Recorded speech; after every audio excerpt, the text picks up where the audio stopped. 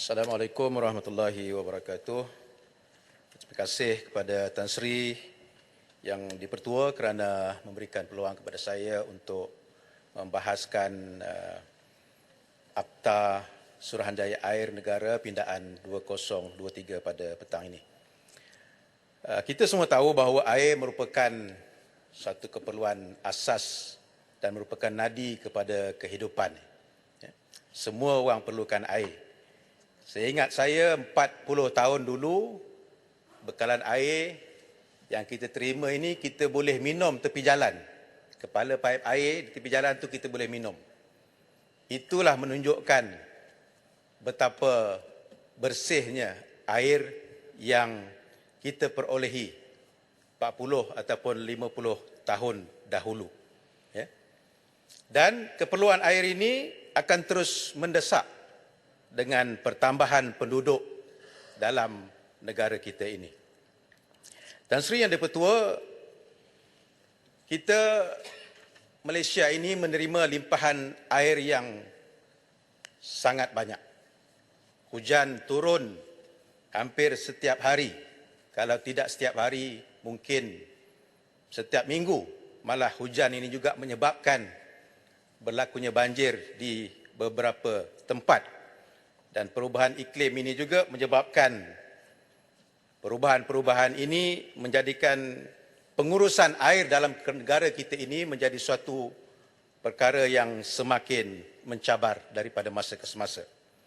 Oleh sebab itulah saya yakin bahawa pindaan kepada Akta SPAN ini dilakukan tepat pada masanya. Sudah tentu ia bertujuan untuk memastikan bahawa kecekapan dan keberkesanan pengurusan ketersediaan bekalan air ini dapat mengatasi keperluan yang semakin diperlukan oleh negara kita. Namun saya ingin juga menyatakan beberapa persoalan apabila seolah-olahnya akta ini memberikan kuasa yang lebih kepada SPAN dan mengambil kuasa daripada kementerian ataupun daripada menteri, terutamanya dalam hal-hal yang melibatkan keuangan.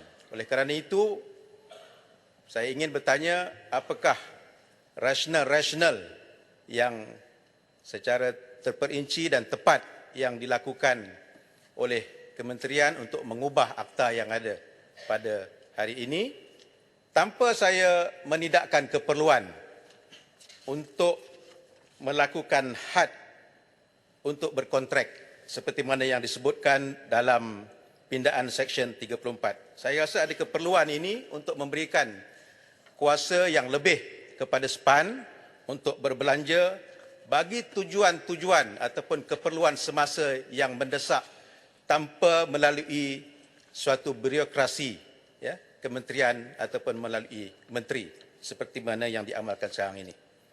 Namun jumlah itu perlu dijelaskan kenapa 10 juta dan kenapa 50 juta dan sebagainya supaya ianya berkadar dengan keperluan yang diperlukan oleh SPAN. Tan Sri yang Dipertua, saya daripada Selangor, Shah Alam. Berasal daripada Sabak Bernam. Alhamdulillah Selangor ini walaupun telah meningkat kepada 7 juta penduduk, ramai juga yang datang daripada luar, tetapi kita mempunyai bekalan air yang mencukupi. Hanya yang selalu digembar-gemburkan di dalam media ataupun oleh pihak yang tidak bertanggungjawab, seolah-olahnya Selangor ini menghadapi masalah bekalan air yang sangat meruncing. Sebenarnya yang Dipertua ada dua isu yang utama. Satu, NRW, iaitu air yang tidak berhasil disebabkan oleh kebocoran, ketirisan disebabkan oleh paip yang terlalu usang, yang sudah berusia 40 hingga 50 tahun. Yang keduanya adalah disebabkan oleh pencemaran yang berlaku di sungai-sungai yang mengalir, yang diperlukan sebelum ianya dirawat di loji-loji rawatan air di Selangor ini. Sekiranya SPAN Terima kasih, Cik Alam. Saya ingin mencelas sikit berkaitan dengan pipe yang bocor ni. Saya nak berkongsilah pengalaman sikit. Sebenarnya di Putrajaya tu pun kalau air kita tak filter, dia punya air tu color dia macam air Nescafe cow. Jadi sebenarnya perkara yang dibangkitkan oleh Syalam ni adalah satu benda yang benar. Kita kata tu Putrajaya, kita belum tanya lagi kawasan-kawasan lain dekat Tabedu ke dan sebagainya. Jadi kena tengok jugalah SPAN untuk memperbaiki kelemahan-kelemahan terutamanya berkaitan dengan maintenance pipe-pipe lama ni. Terima kasih. Terima kasih Negara. Saya sangat bersetuju kerana sebab itulah saya sentuh tentang pencemaran ini.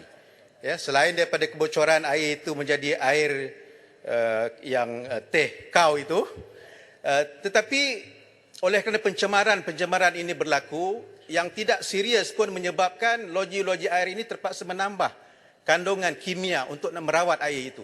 Sehingga kan kita tidak boleh lagi menikmati ya, paip-paip air yang boleh kita minum sebagaimana kecil dulu di tepi jalan. Sekarang ini terpaksa beli ya, filter, tak cukup dengan water filter di tepi gate, masuk dalam rumah dekat pantry pun kena lagi pakai. Jadi inilah kualiti air yang ada pada sekarang ini. Dan sebab itulah dua perkara ini saya yakin Tan Sri Yang Di-Pertua sekiranya Kementerian SPAN dan juga pengendali-pengendali air di negeri ini dapat bekerjasama memastikan adanya perancangan yang sistematik dan tersusun untuk nak memulihkan paip-paip air yang usang ini dapat dilaksanakan. Tidak boleh tunggu lagi, mesti ada milestone daripada sekarang ini mesti dimulakan. Yang keduanya ialah tentang pencemaran air ini. Saya inginkan penjelasan daripada pihak kementerian, berapakah sebenarnya mereka yang telah pun didakwa yang menyebabkan pencemaran air ini berlaku. Ya, didakwa dan dikenal pasti didakwa dan telah pun dijatuhkan hukuman. Sekiranya perkara ini dapat kita war-warkan, berikan kesedaran kepada masyarakat, insya-Allah saya yakin masyarakat akan lebih bertanggungjawab untuk memastikan ketersediaan bekalan air dalam negara kita ini. Selain daripada itu, yang terakhir Tan Sri Yang Di-Pertua ialah kita sebenarnya sebagaimana disebut oleh beberapa orang ahli parlimen tadi, kita sebenarnya menggunakan bekalan air yang sangat tinggi, 233 liter per kapita berbanding dengan 165 liter yang disyorkan oleh Pertubuhan Bangsa Bersatu. Jadikah apakah langkah-langkah yang telah pun ataupun akan dilakukan oleh Kementerian dan SPAN untuk memberikan insentif ataupun mendidik masyarakat kita ini supaya menggunakan air ini secara berhemah, kerana kita tahu cabaran di masa akan datang akan lebih mendesak lagi. Sekian, terima kasih Tan Sri Ketua. Saya menyokong pindaan Akta Suruhanjaya Perkhidmatan Air. Terima kasih Sejemput Pengkalan Jempa. Terima kasih kepada Tan Sri Yang Di-Pertua. Saya ingatkan